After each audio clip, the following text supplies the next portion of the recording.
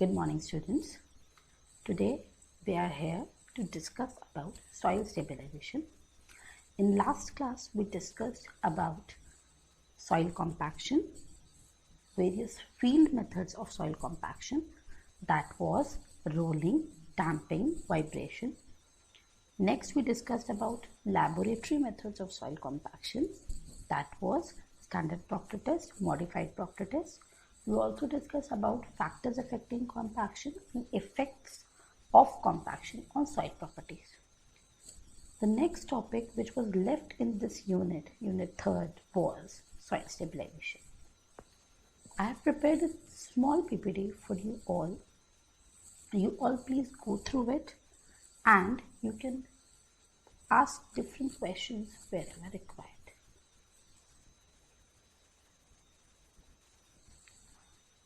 The whole PPT is divided into 3 stages, 3 parts you can say. First is introduction,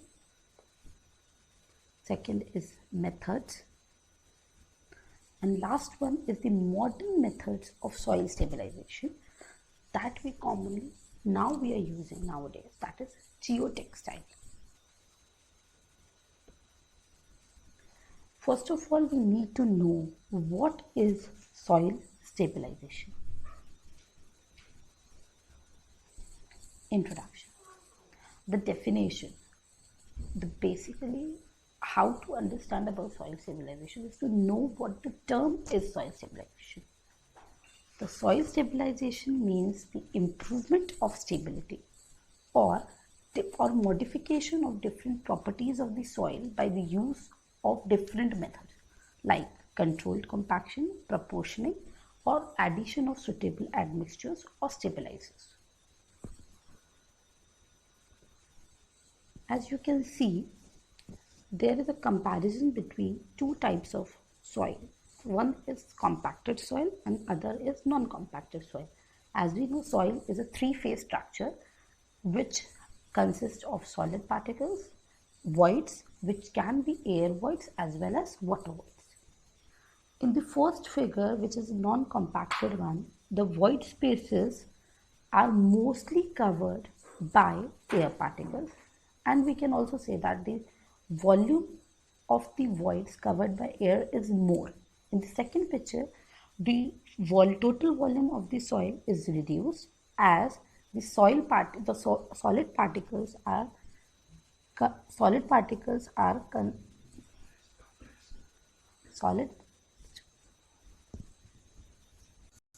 In the second figure, as you can see that the volume of the soil is reduced as after compaction the air voids have been removed and the soil particles have been compressed into a smaller volume.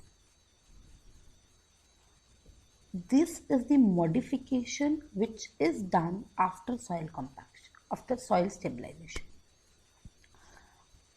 This is one method by which we can stabilize the soil. This is also another method that we have discussed earlier, that is rolling.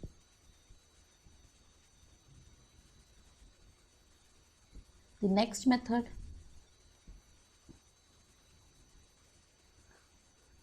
another method which we have already discussed, is vibration. So basically the soil stabilization can be done by different means, that is compaction, by proportioning all the materials, or by addition of suitable admixtures which we commonly term as stabilizers. Now we have to understand what is the principle behind soil stabilization. So the basic principles are evaluating the properties of given soil, deciding the lacking properties of the soil, choosing effective and economical methods of soil stabilization. We have to find out the soil which we have for the construction process is lacking in which properties. As you can see, I have prepared one chart that indicates different index properties. As you all know, index properties are the basic properties which a soil have. For example, water content, void ratio, porosity, and different properties. So the index properties are divided into two parts: soil grain properties, soil aggregate properties. Soil grain properties consist of specific gravity, shape and size. Specific gravity, as we have discussed in Geotech 1, it can be determined by pycnometer. We have also performed pycnometer practical in lab also. Shape and size, the different size can be for fine aggregate and coarse aggregate. We perform grain sieve analysis, then we prepare gradation curve, for example. So based on these properties, you can evaluate in what condition your soil is. The soil aggregate properties: fine aggregate, coarse aggregate. For fine aggregate properties, we have water content, consistency limit. That means consistency limit you can briefly or you can broadly classify as liquid limit, plastic limit. And the coarse aggregate property: relative density and density index. The density index is the most important property that we have already discussed in the field compaction method, that was standard Proctor test and modified Proctor test. In standard, after the completion of the standard Proctor test and modified Proctor test, we got a OMC curve that was plotted between water content and the maximum dry density. So the maximum dry density is the main achievement of the compaction. We get a certain water content, and at that water content the dry density is maximum. That means at that point we find the soil in the maximum dense state. I will show the graph of OMC of maximum dry density versus water content in my next slides. So the basic principle of the soil stabilization is evaluating the properties of given soil that we have discussed now, deciding the lacking properties of soil, and choosing effective and economical methods of soil stabilization. And last one is designing the stabilized soil mix for attaining a certain stability value. That means if we are choosing a certain method of soil stabilization, for example, it is cement stabilization, or it is a lime stabilization, or it is a bitumen stabilization. So we need to know how much percentage we are mixing. For example, if I am taking the example of soil cement stabilization, so I need to evaluate what percentage of cement is needed to be added to the soil sample to get the desired value or to get the desired stability. So this first portion is covered, that is introduction, which includes definition and basic principle. One should clearly understand the objective of soil stabilization. So the objective of soil stabilization is to get the desired values and to modify the basic properties of the soil. Next we have methods of stabilization.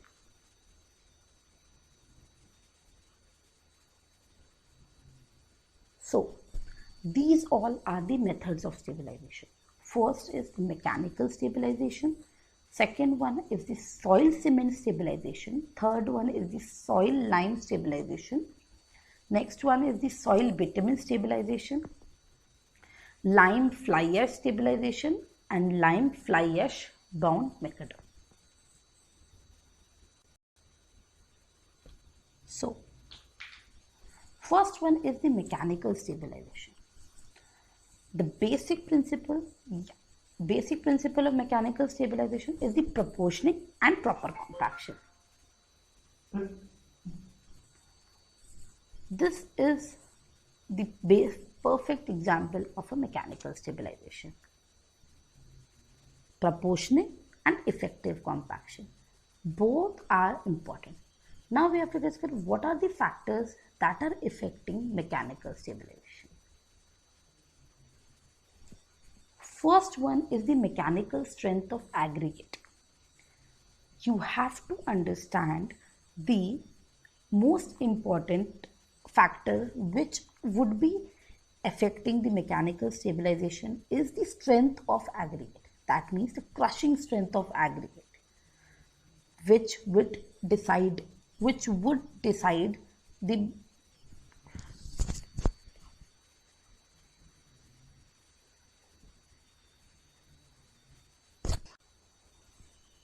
So, first one is the mechanical stabilization. The basic principle of mechanical stabilization is proper proportioning of all the elements and as well as the effective compaction. And by the word effective compaction, I mean the method of compaction which we are adopting is how much effective in the particular case, and the method of compaction is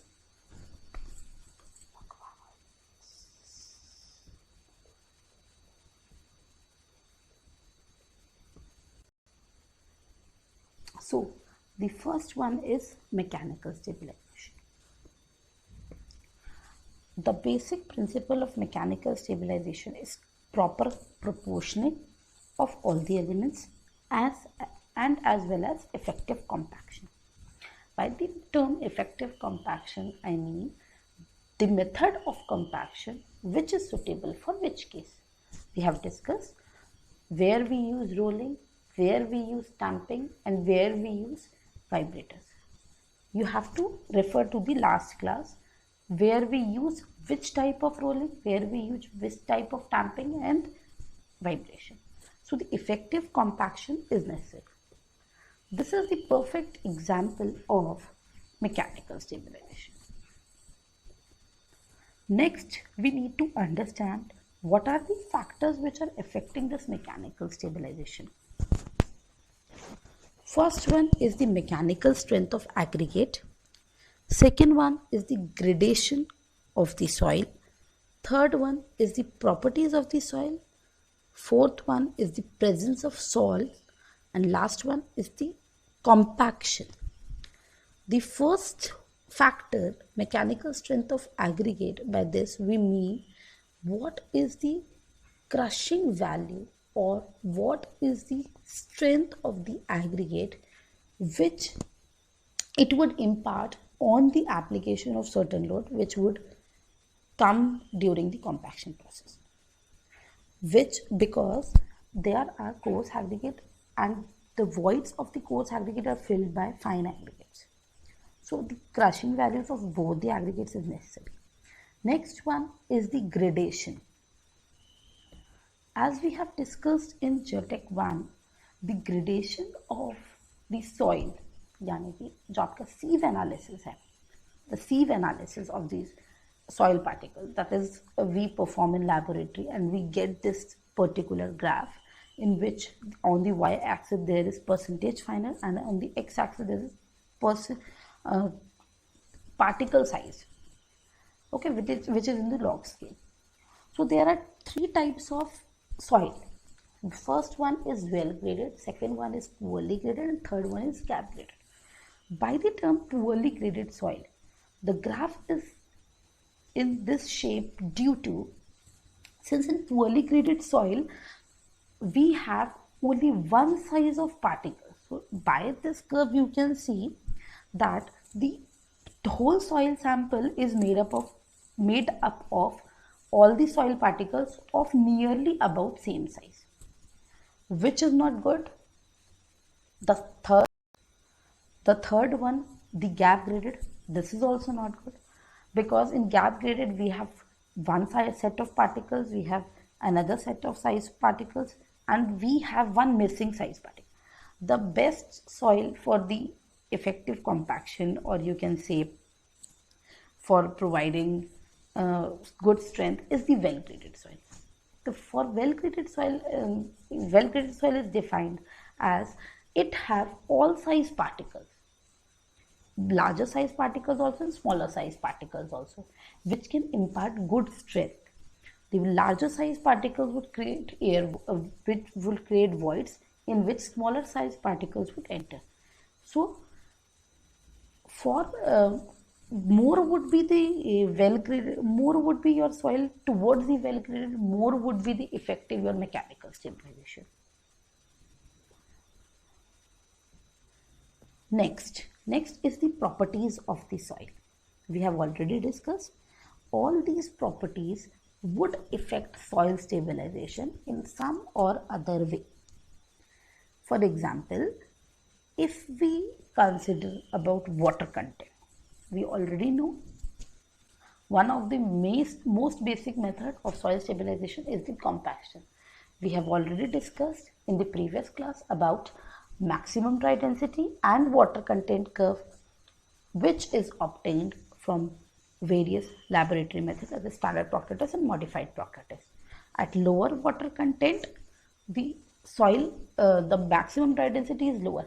The maximum dry density increases to a certain point till OMC. OMC is the water content at which the highest amount of compaction is seen. That means the highest amount of dry density, maximum dry density is seen. So like this, all the properties affect the soil stabilization, mechanical soil stabilization some or other way. Next is the presence of salts, which would also affect the mechanical soil stabilization. Last one is the compaction. This is the curve which I am discussing about from previous 2 to 3 slides. This is the OMC curve, and this is the effect of water content on the dry density.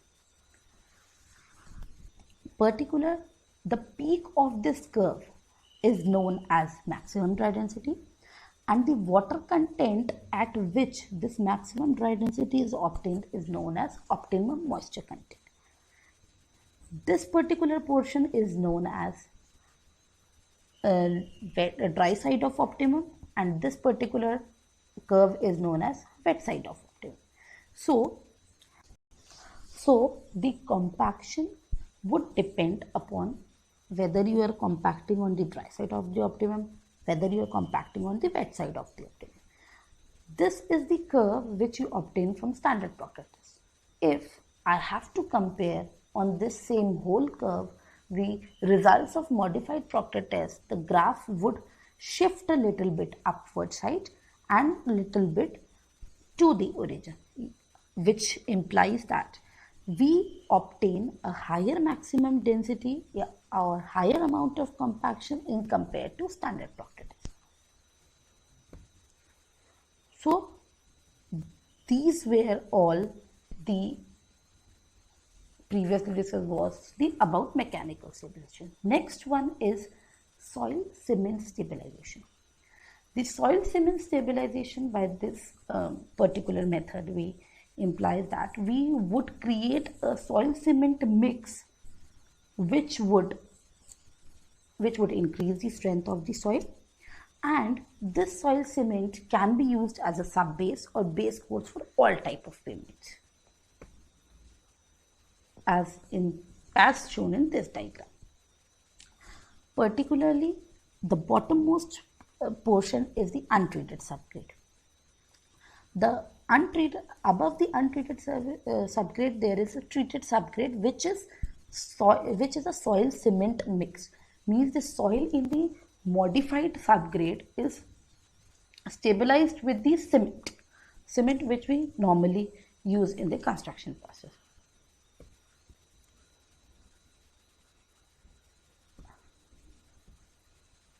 Now, the factors affecting soil cement stabilization.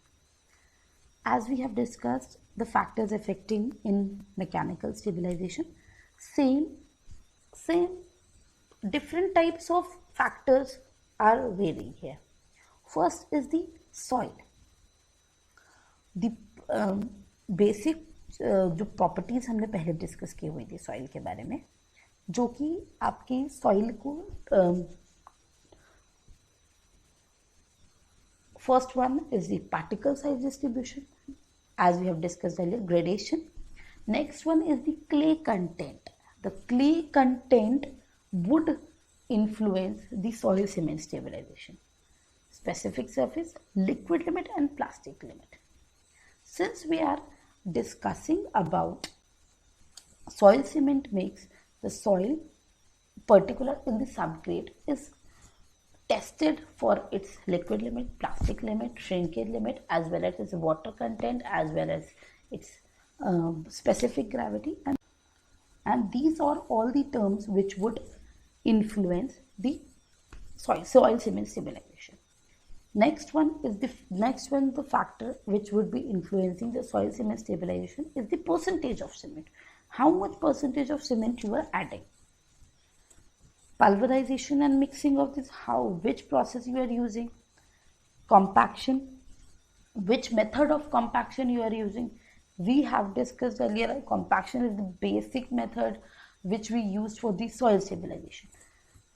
So compaction, method of compaction, what you are using, you are compacting it on dry side of optimum or wet side of optimum, matters. Next one is the curing. Adequate moisture content is to be retained in order to accelerate the strength. That means after the soil cement mix have been prepared, you have to properly cure its surface so as to accelerate or so as to achieve the desired strength. Certain additives also affect the soil cement stabilization. That means if you add, along with soil and cement, you add lime, the effects would be different. Along with soil and cement, if you add sodium hydroxide, if you add sodium carbonate, or you add calcium chloride, the effects would be different.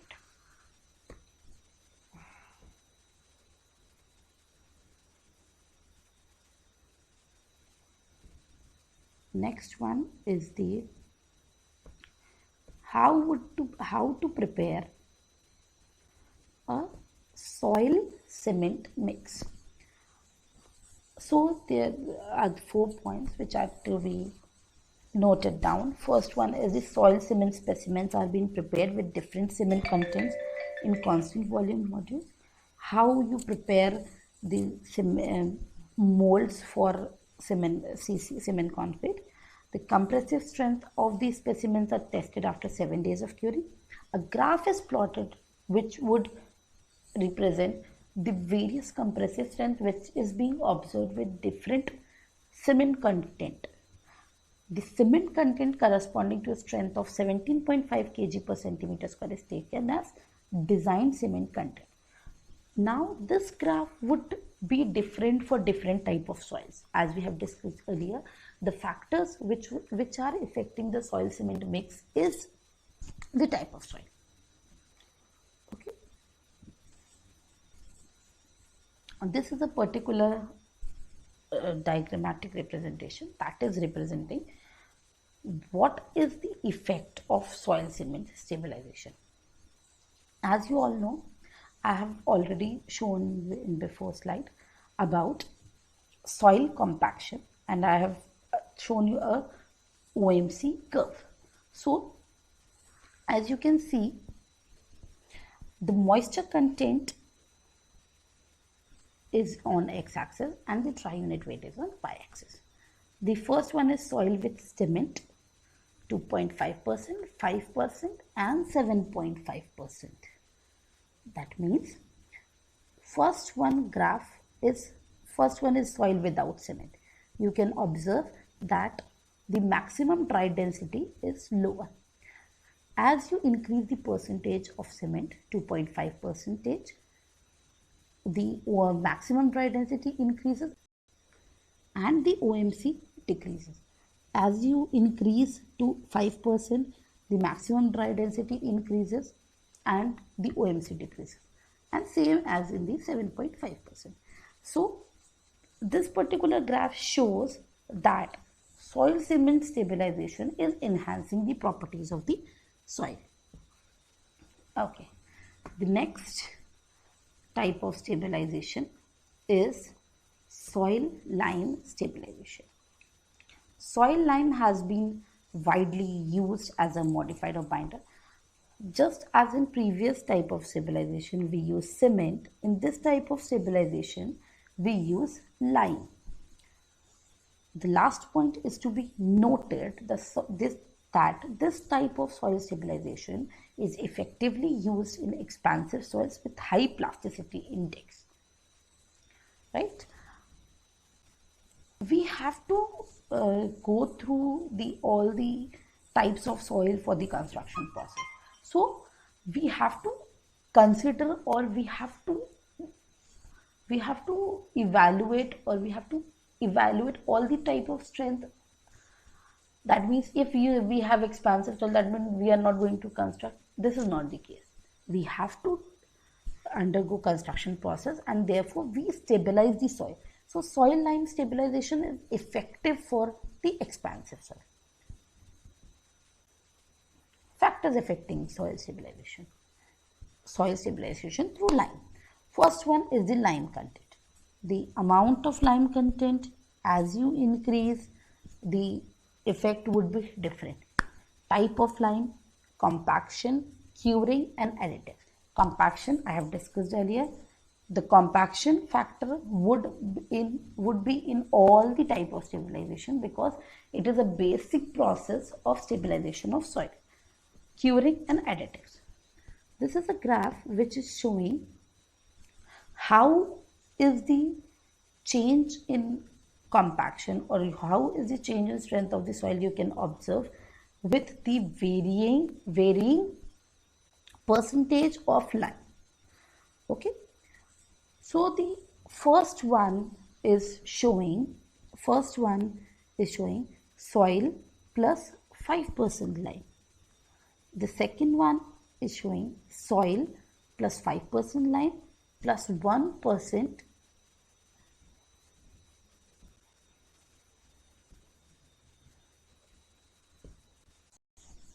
So the first one is the soil plus 5% lime. Second one is soil plus 5% lime and 1% nanosilica, 3% nanosilica, and 5% nanosilica. The first one is, as you can see, the highest compaction, ideal compaction, which we see the highest dry density is soil plus 5% lime. Next is 1% nanosilica, next one is 3% nanosilica and 5% nanosilica. That means, why we are adding the nanosilica? We are adding nanosilica so as to provide soil plus lime stabilization in a different areas. For example, if we have a particular type of soil which consists of higher water content, or then we can add 5% nanosilica so as to achieve compaction. So this is the soil lime stabilization. Next we have soil bitumen stabilization. The basic principle of this stabilization is waterproofing and binding. By waterproofing, inherent strength and other properties can also be enhanced. So basically, by lime bitumen stabilization, the basic additive mixture is cutback and emulsion.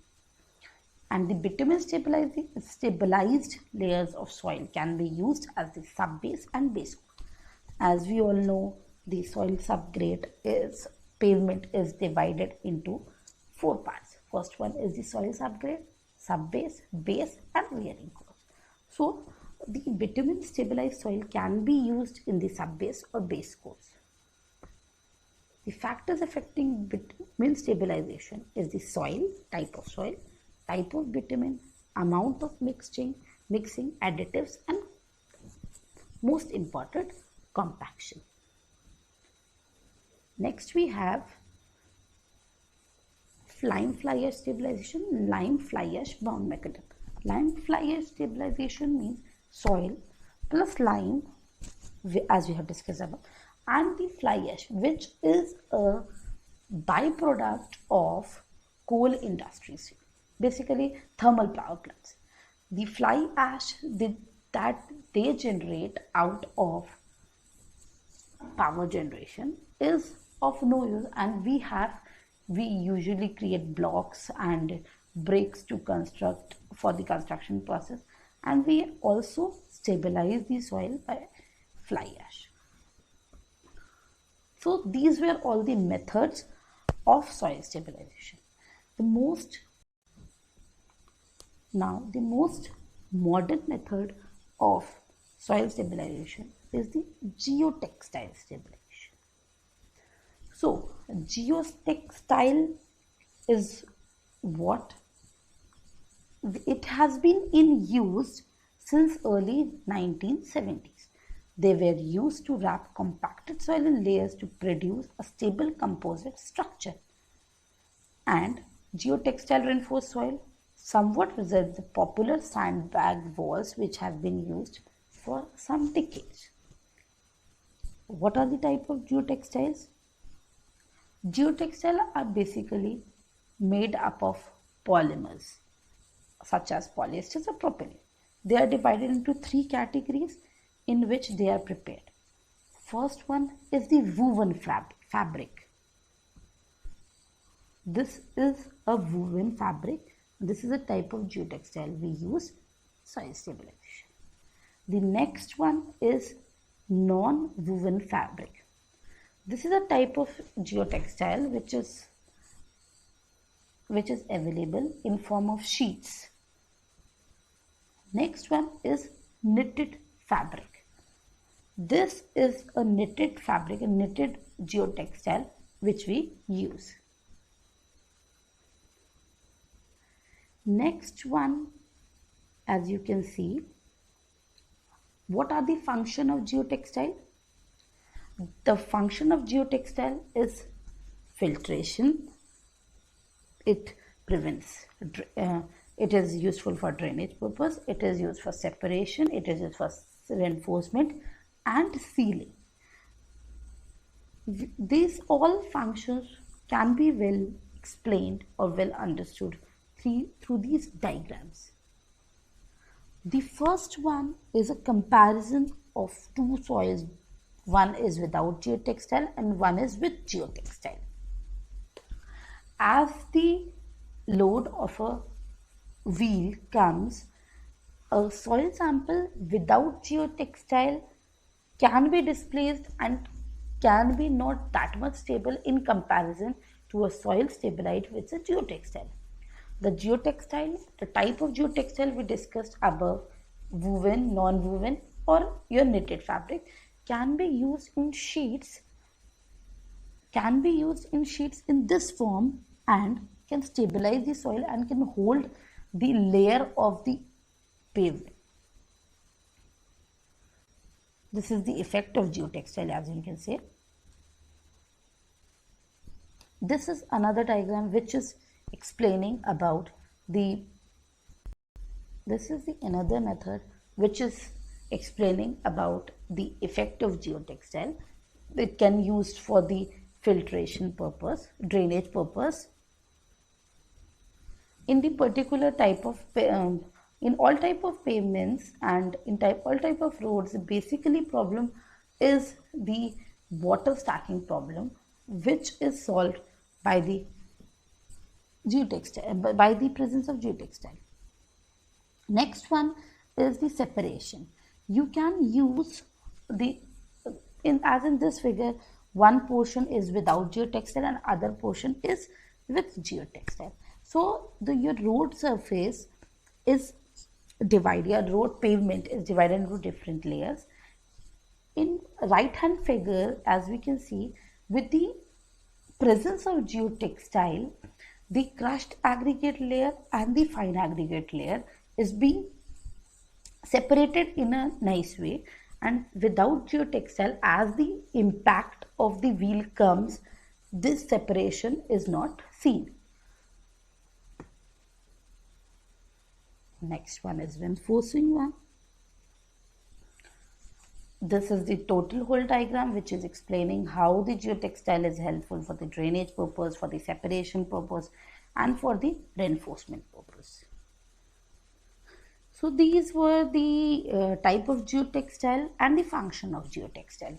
Next, for the use of geotextile, once when it was decided or when it was discovered that the geotextile can be helpful for the soil stabilization, then two basic tests were conducted along with the basic stability bearing test and all. First one was the CBR test. CBR test is defined as California bearing ratio, which is basically a test to evaluate the strength of the subgrade, the soil subgrade, which is used as the basic lowermost layer of a soil pavement. So the CBR is an empirical test. In this particular test, we take readings on two scales. One is, for we know about the load carrying capacity of the standard stone sample, and we have to evaluate whether your soil is how much closer to the strength of the stone sample. As we know, in CBR test we have discussed earlier also, in CBR test we take readings at 2.5 mm penetration. So the readings are taken at 2.5 mm penetration and 5 mm penetration. We have a CBR sample, CBR testing machine. So it was observed that higher would be the CBR rating, more difficult would be the penetration of the soil. It is clearly seen that due to the placement of non-woven geotextile, the CBR value increases. That means more is the CBR value, lower is the penetration rate, and more difficult is the penetration in the particular type of soil. This is an experimental analysis of two types of sample, one sample A and another sample B, with two type of cases, one with a geotextile and one without a geotextile. We take readings at 2.5 mm penetration and 5 mm penetration. So you can, as you can see with these values, that after the placing of geotextile, the CBR value increases. CBR value increases, that means strength increases, lower amount of penetration is seen. The next one is the compaction test. As you can see, next one is your compaction test. As you can see, there are two types of sample. Sample A is without geotextile and sample B is with geotextile. Basically, you have to, you are stabilizing the soil with the help of geotextile, and in sample A, we can observe that at large amount of water content, you can observe higher maximum density, but with sample B, you can observe higher amount of maximum density at lower water content, that means lower OMC. So the lower OMC corresponds to higher. That means this is the same type of difference which we observe in standard Proctor test and modified Proctor test. That means a soil sample with a geotextile, non-woven geotextile, can offer more amount of a more ideal value of compaction and more higher value of dry density. So this was a brief discussion about soil stabilization. All the methods have been covered, all the methods have been discussed. Thank you.